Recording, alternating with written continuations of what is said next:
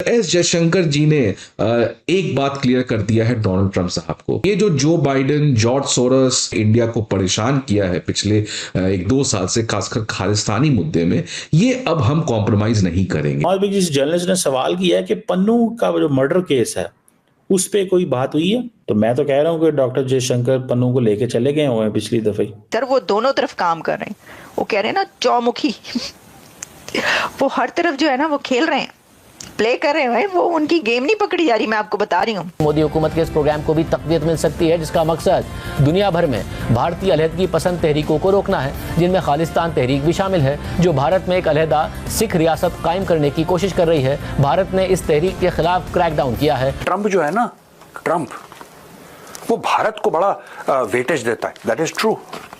वो बात सच है कि भारत को बहुत वेटेज देता है।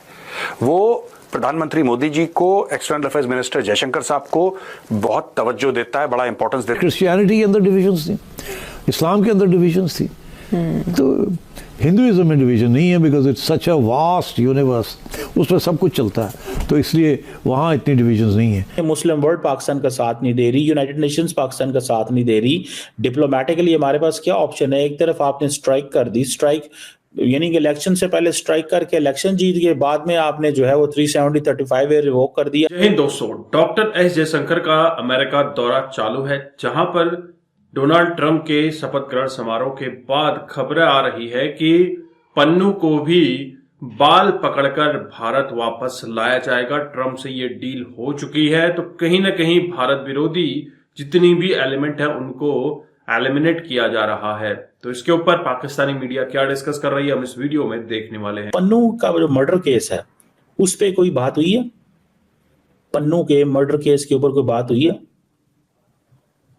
ठीक है जी, कोर्ट केस के ऊपर उन्होंने कहा जी इशू डिडंट जो है issue was not discussed, issue was not discussed.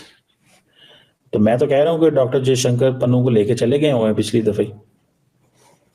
मेरा तो ये व्यू है। वैसे वहां पे जो सहाफी थे, मैं उन सहाफियों में से कुछ को जानता हूँ बड़े अच्छे से। दरअसल मैं I don't do this, but अगर मैं वो उन सहाफी तक ये सवाल पहुंचाता कि आप डॉक्टर साहब से पूछें, तो बड़ा इंटरेस्टिंग केस होना था। Anyhow, obviously that's not my job and not my purpose, only time will tell कि ये क्या हुआ क्या नहीं हुआ। और सो ये अब चीज नजर आ रही है कि ये बांग्लादेश की भी डिस्कशन हो गई, पाकिस्तान का भी उन्होंने कह दिया। शायद पाकिस्तान का सवाल आया हो अंदर, शायद अगर सवाल आया होगा तो अमेरिका की क्या व्यू होगा? अमेरिका का ये व्यू हो सकता है कि वो कहेंगे जी पाकिस्तान के साथ नॉर्मलाइजेशन करें। देखें, लास्ट टाइम ट्रंप एडमिनिस्ट्रेशन को अमेरिकन इंडियंस ने स्नब कर दिया था कि सॉरी हम ये नहीं करेंगे। इस दफा क्या अगर ट्रंप एडमिनिस्ट्रेशन ये कहती है कि एटलीस्ट आप नॉर्मलाइजेशन करें, तो हो सकता है कोई ऐसी बात ही हो जाए, कोई पता नहीं। एक्सेंट्रिक सी पर्सनालिटी है, वो कुछ भी कर सकती है। कोई वो जिसे कहते हैं ना कोई पता नहीं है। ठीक है जी। और अब डॉक्टर जयशंकर कितना एंजॉय कर रहे हैं इस चीज को कि जी क्वाड फॉरेन मिनिस्टर्स की जो मीटिंग थी, that was a message. The day Rubio took oath, उसी दिन मीटिंग हो जाना, ये चाइना के लिए मैसेज है। ट्रंप वो भारत को बड़ा वेटेज देता है, दैट इज ट्रू। वो बात सच है कि भारत को बहुत वेटेज देता है। वो प्रधानमंत्री मोदी जी को, एक्सटर्नल अफेयर्स मिनिस्टर जयशंकर साहब को बहुत तवज्जो देता है, बड़ा इंपॉर्टेंस देता है, लेकिन that is not the real reason for this meeting. कारण कुछ और है, कारण मैं आपको बाद में बताऊंगा। देखिए दोस्तों, इन्होंने बात करी state of Indo US partnership की, क्रिटिकल एंड इमर्जिंग टेक्नोलॉजीज, ये देखिए साहब, critical emerging technologies, defence cooperation, energy, free and open Indo Pacific region. ये असली जो झगड़ा है ना, असली जो झगड़ा है इन इन्वर्टेड कॉमर्स के बीच में है। और free and open Indo Pacific region, इसके कई मायने हैं। और बीजिंग इस मीटिंग को देख के खुश नहीं होगा। किसी को भी अगर यह गलतफहमी है कि Beijing will be very happy, you are sadly mistaken. Secretary Rubio emphasized the Trump administration's desire to work with India to advance economic ties and address concerns related to irregular migration. अच्छा जी, यहां पे काफी सारे Indians हैं. अगले point में आप ये देखिएगा, मैंने लिखा है 18,000 इलीगल इंडियन इमिग्रेंट्स हैं जिनको यूएस चाहता है घर भेजे, और new Delhi will start deportation process, यानी कि नई दिल्ली भी कहता है कि हाँ ठीक है. और ये अच्छा काम करा. मैं नहीं चाहता कोई इंडियन इलीगल कोई भी काम करे. मैं नहीं चाहता कोई इंडियन इलीगली यूएस जाए, यूके जाए. नहीं जाना चाहिए. जिस तरीके से हमें यह पसंद नहीं है कि कोई बांग्लादेशी या कोई रोहिंग्या हमारे देश में आए, उसी प्रकार से मुझे यह भी पसंद नहीं है कि कोई इंडियन कानून तोड़ के किसी और देश में जाए. You should be fair. You can't say कि वो लोग आ रहे हैं हमारे यहाँ वो गलत है, लेकिन हम लोग जा रहे हैं सही है. No, both are wrong. जो इंडियन कर रहा है गलत है, उसको वापस डिपोर्ट करो, उसके ऊपर कार्रवाई करो. ठीक है, मैं इस चीज से 100% अग्री करता हूं. अच्छा, यहां पे आप देखिएगा कि जो इकोनॉमिक टाइज की बात कर रहे हैं, यूएस चाहता है कि मैन्युफैक्चरिंग जो हो वो अमेरिका में हो. ये ट्रम्प भी चाहता है, लेकिन क्या यूएस सारी की सारी मैन्युफैक्चरिंग कर पाएगा? यूएस ने अपने खुद का बंटाधार कर लिया है. The United States of America has cut off his own foot. How? ओ भाई साहब, पिछले 30 साल से इन्होंने अपनी मैन्युफैक्चरिंग की चाबी बंद. Today Detroit is a ghost town. एक जमाने में डेट्रॉइट जो था अमेरिका में, वो दुनिया की ऑटोमोबाइल मैन्युफैक्चरिंग कैपिटल थी. फोर्ड, जनरल मोटर्स, ये बड़ी बड़ी कंपनियां, all these huge companies, they were based out of Detroit. Detroit was America's, in fact the world's automobile capital. खत्म कर दिया डेट्रॉइट को.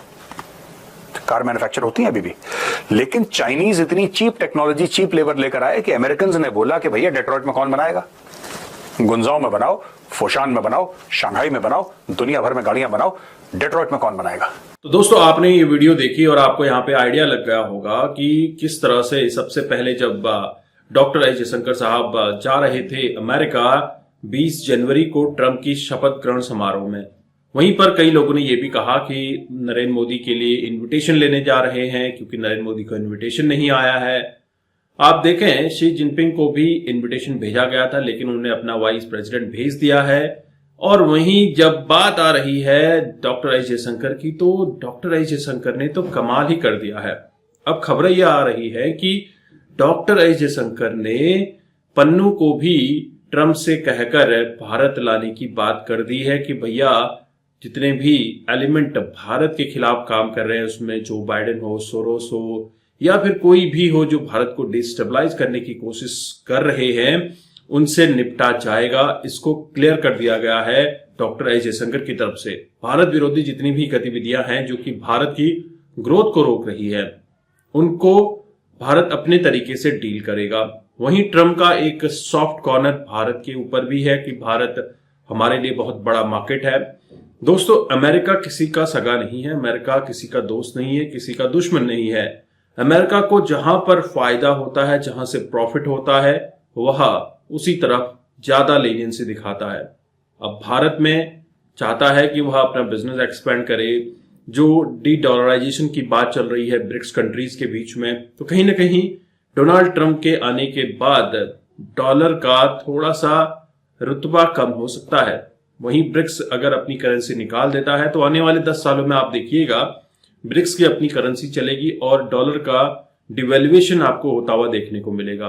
लेकिन जो भारत के विरोध में काम कर रहे एलिमेंट हैं, उनको एलिमिनेट करने के लिए डॉक्टर एस जयशंकर ने कमर कस ली है, और भारत सरकार ने भी पूरी छूट दी है. जो भारत के खिलाफ काम करेंगे उनको एलिमिनेट तुरंत किया जाए. आप क्या समझते हैं? क्या डॉक्टर एस जयशंकर का यह अमेरिका दौरा सक्सेसफुल रहा? जरूर कमेंट कीजिए. चैनल पर नए हैं, चैनल को भी सब्सक्राइब करें. हम आपको मिलते हैं अगले वीडियो में. तब तक अपना ध्यान रखिए. जय हिंद, जय भारत, जय श्री राम.